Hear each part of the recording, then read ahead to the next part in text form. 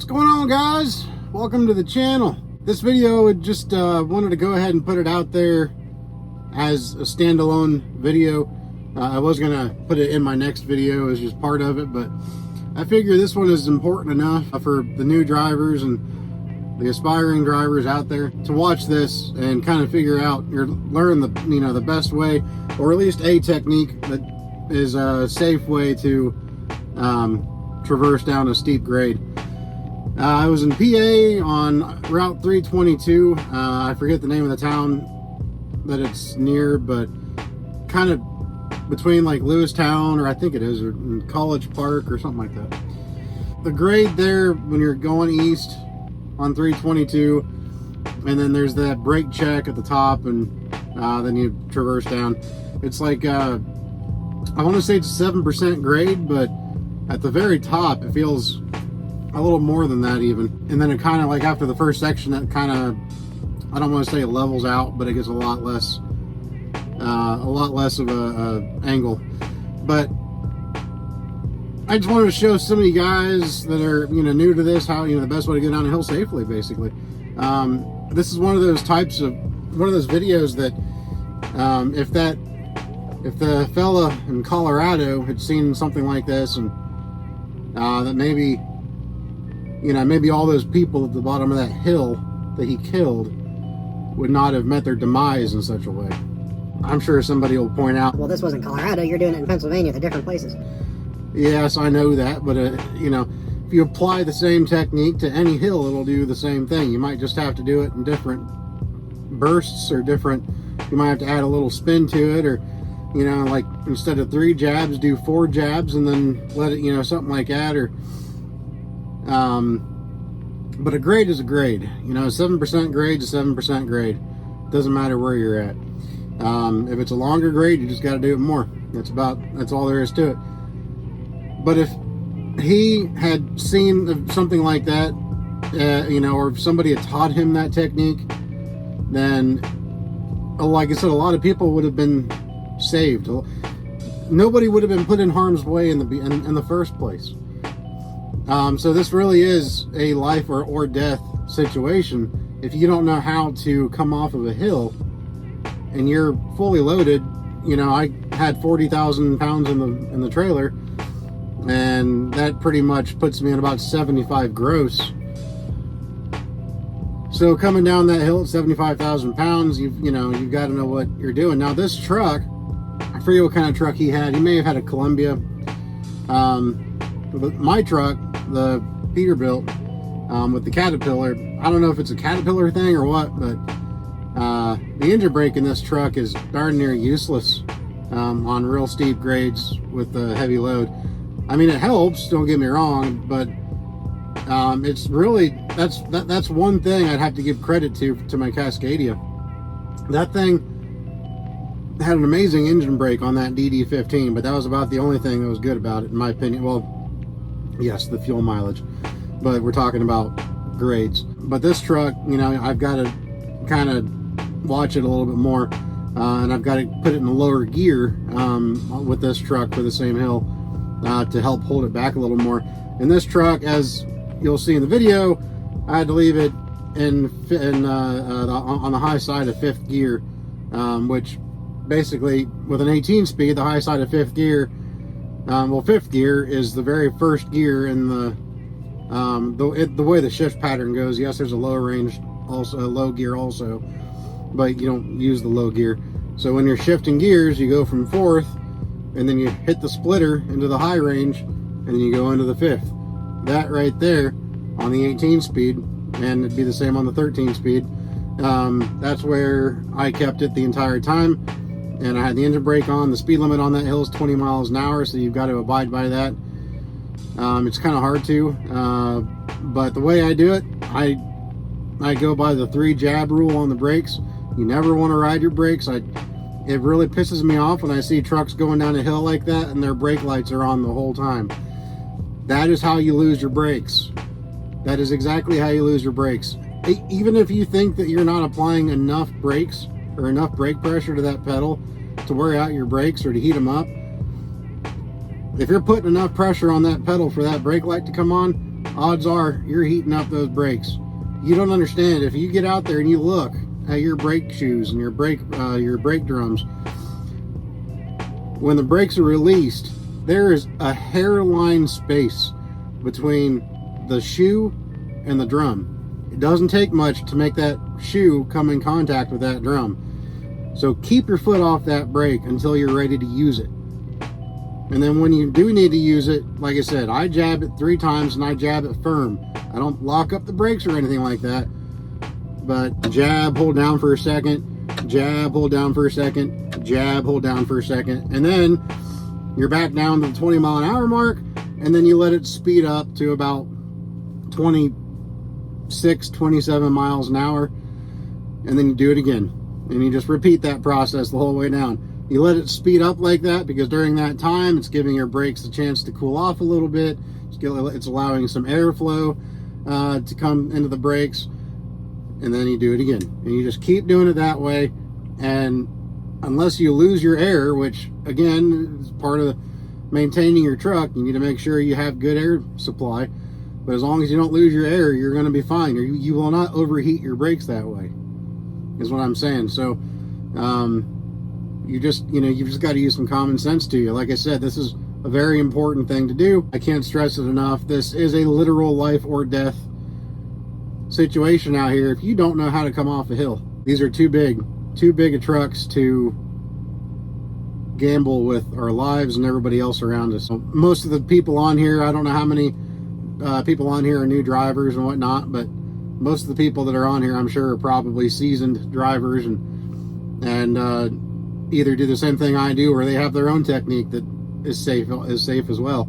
So if any of you veteran drivers out there, if you want to put your idea and your technique in the comments below, go for it. Give people options, but that's just the way I do it. That's the way I was taught 14 plus years ago. When coming down a hill, you just, you jab on those brakes. You don't hold them, which if anybody tries to say you hold them, then you're wrong if that's going to be what your technique is. But if you have some other technique that's safe like that doesn't overheat the brakes, then great. Write it down there in the comments for everybody else to see and give ideas for. But with that said, I'll go ahead and just get to the main part of the video. And I appreciate you all watching. All right, just finished a 30. And I'm going to take a different way today. Just because I want to go down, or not, I don't want to go down it, but show you one of the steepest hills, I feel like, anyway.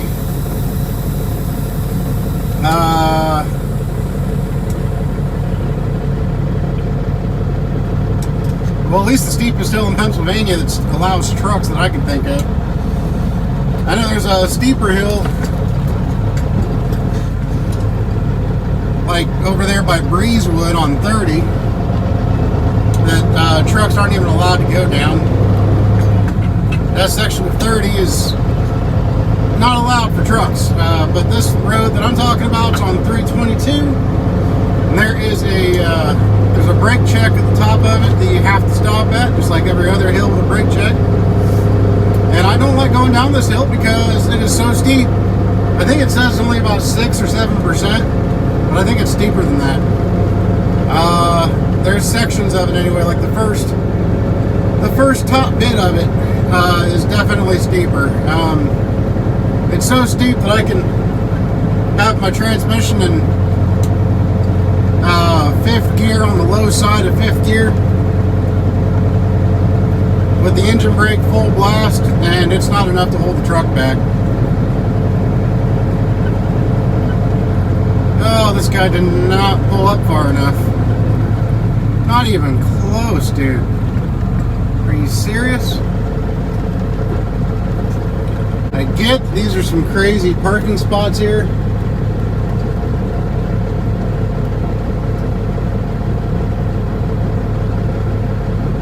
But this guy just did not pull up far enough.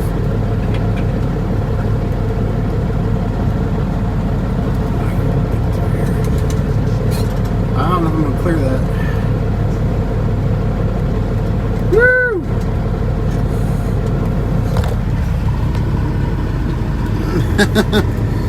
Yikes. I ain't going to clear it. No way. Dang it, dude.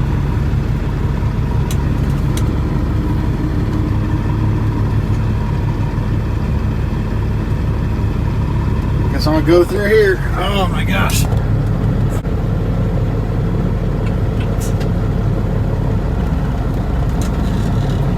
I don't like to park in the, I don't like to pull in through here because it's tight enough. With this truck, I don't like to have to pull out. So it's kind of a pain in the butt here. Is the guy even in the truck?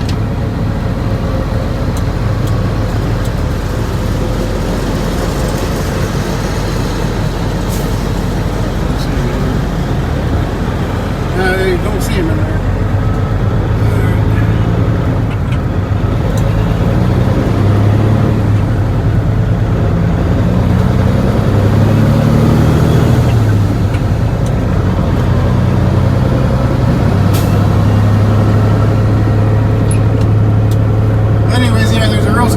I'm going to go down up here a little bit. I'm going to bring y'all with me.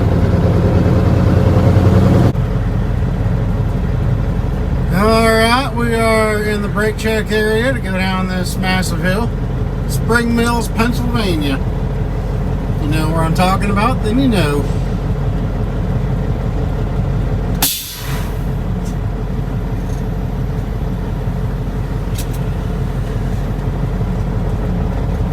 Yeah, I'll be going really slow down this hill. Probably, oh, I mean, I don't know, no higher than 5th gear, the low side of 5th gear.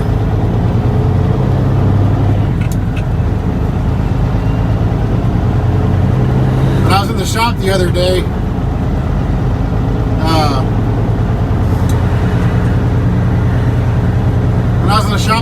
the guy who was working on my truck came out to me. He's like, "You use your engine brake a lot, don't you?" I'm like, "Oh, I try to, yeah."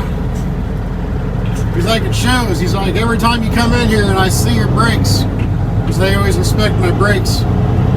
It's like, every time you're in here, he's like, "It looks like you barely used your brakes."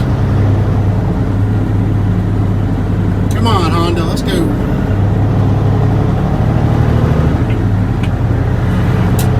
Alright, turn on our flashers.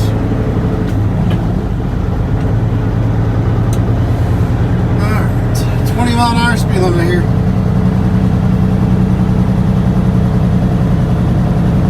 Actually, you know what I'm going to do?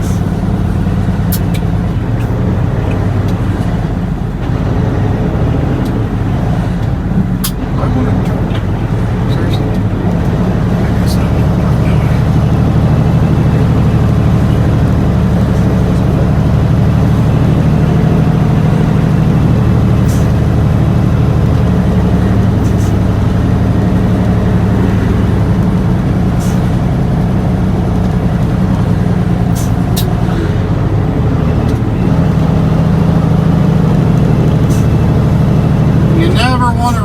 Brakes. Never ever. I tell you, they get way too hot. You want to jab at them.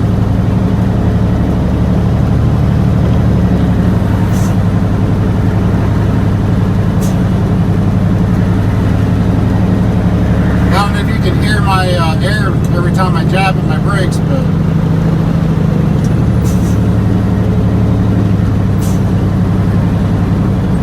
what I like to do is like a 3-jab rule. 1, 2, 3, and then I'll let it speed up about 8 miles an hour.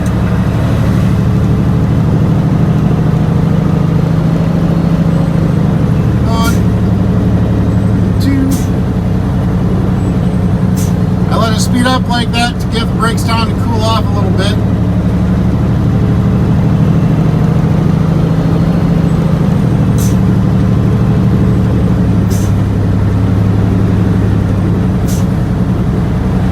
Where the part of the test and the DOT checkpoint comes in, when they have you pump your brakes and see how long it takes to bleed them down. Because if you're in a situation like this, going down a hill like this, and you're jabbing at your brakes, if it bleeds cleans down too fast, you're in a world of hurt.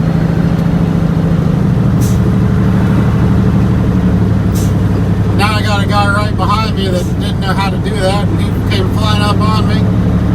So now he's right on my butt going down this hill.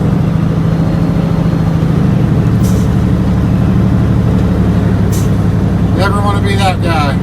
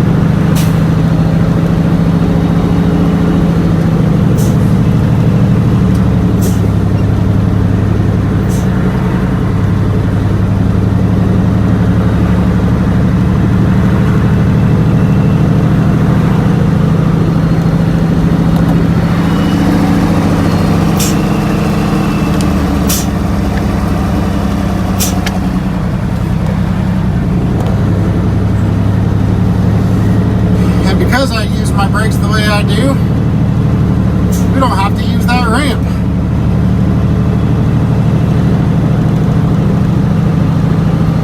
And the guy behind me finally eased up a little bit and gave me a little breathing room. But yeah, that right there is about the first section of this hill, and that's the steepest. Pretty here. Beautiful, beautiful area.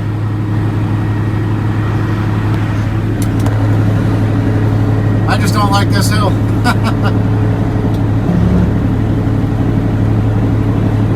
You never want to let other people drive your truck though. What I mean by that is the guy that was right behind me, if he's right on my butt again, you don't want to let these other drivers drive your truck. They don't drive your truck. They don't dictate how fast you're comfortable going down a hill. And I'll tell you what, in my opinion, when you're on a hill like this with the kind of weight that I got, there is no too slow about it. Put your flashers on, take your time. And if there's somebody right behind you, well, if they get too close to you, it's their fault, not them. Or not yours, I mean. See, I'm going 20 mile an hour right now. I'm not even using my brakes. I'm on the low side of 5th.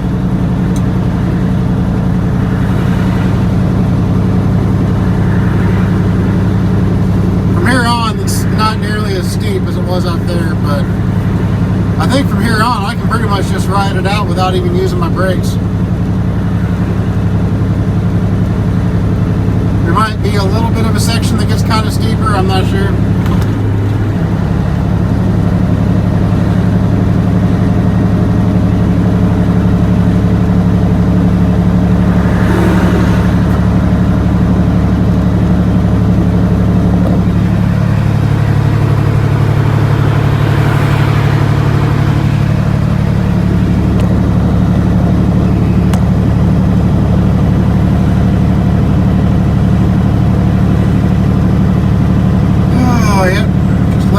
Letting her roll right now.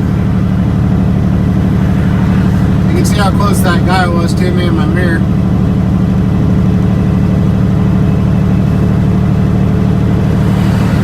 All it takes is one time for you to have a close call coming down one of these hills because you're going too fast. All it takes is that one time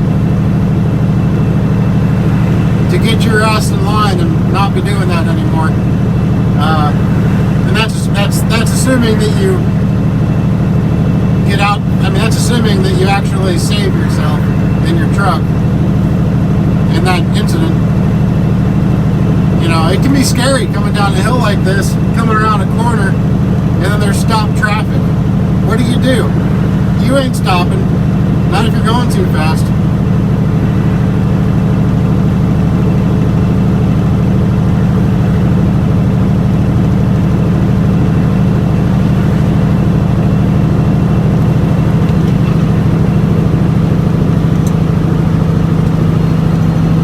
Steeper here.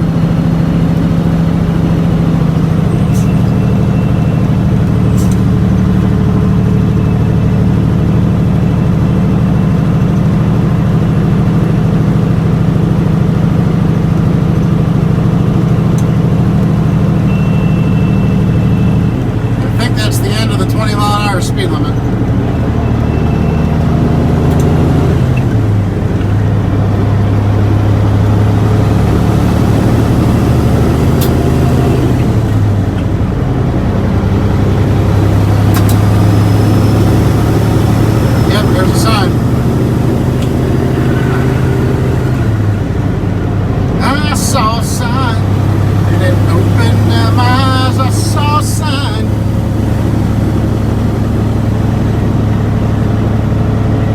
Still pretty enough though on this view. I'm gonna just let her roll. Man, that's a heck of a view.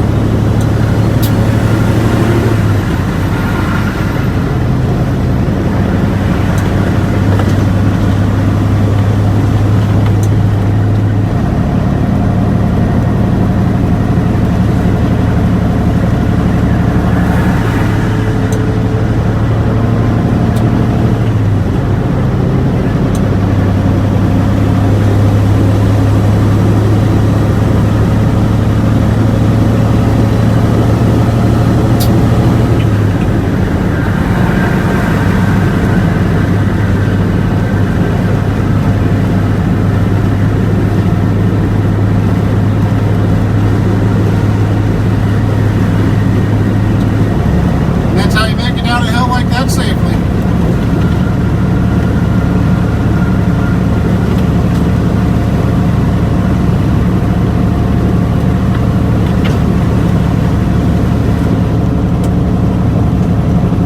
Like I said, it's all about those jabs. You know, you don't want to ride your brake. And again, I know I don't know how many of the people that watch my videos are people that are thinking about becoming a truck driver versus those that already are.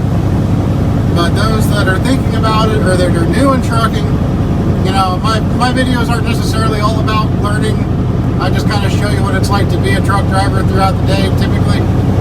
But that is a very life and death situation back there if you do the wrong thing. If you find yourself in the wrong gear, if you hit the brakes for too long and they get too hot, you're in a life or death situation back there. So you always want to make sure that you're doing the right thing the first time. And you don't want to worry about being too careful because you can't be too careful on something like that. Here comes that guy that was tailgating me. But you cannot be too careful. You want to make sure that you do it right because you may not have a second chance to do it right. I've been doing it out here for 14 years. I know that's not really that long, but it's long enough. And the sheer mechanics of my truck and the condition that my brakes are in when my technician looks at my truck for a service, and even he's amazed at how little usage he notices from service to service that I utilize out of my brakes. Like he says there's drivers that come in there for their service and every other service they're putting new shoes on. I'm like, holy cow.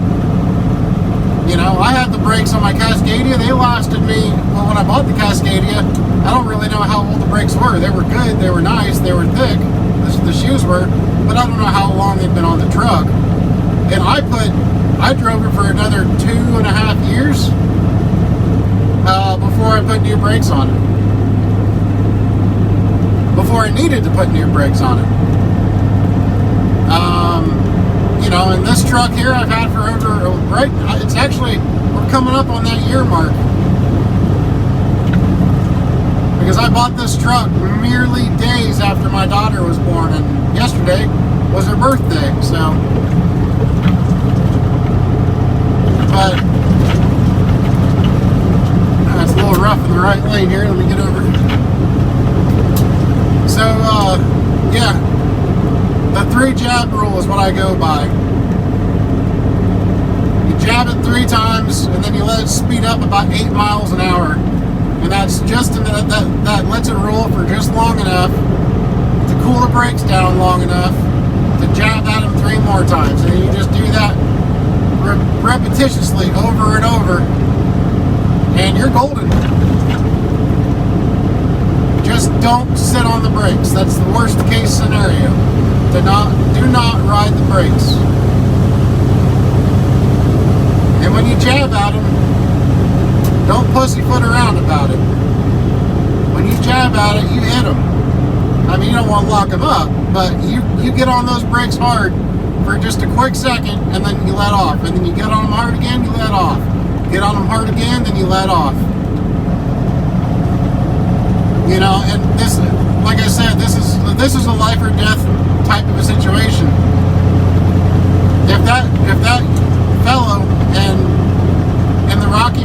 I know this was no Rocky Mountain Hill, but if he just abided by that same logic and that same rule that I do, he would, you know, he never would have even had to worry about a get-off ramp, or I'm sorry, a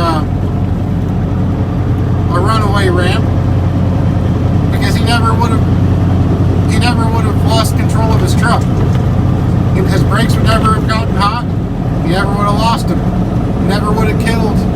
How many people did he kill? 8 people? 10 people? It wasn't more than that. It was a lot. Way, way, way too many.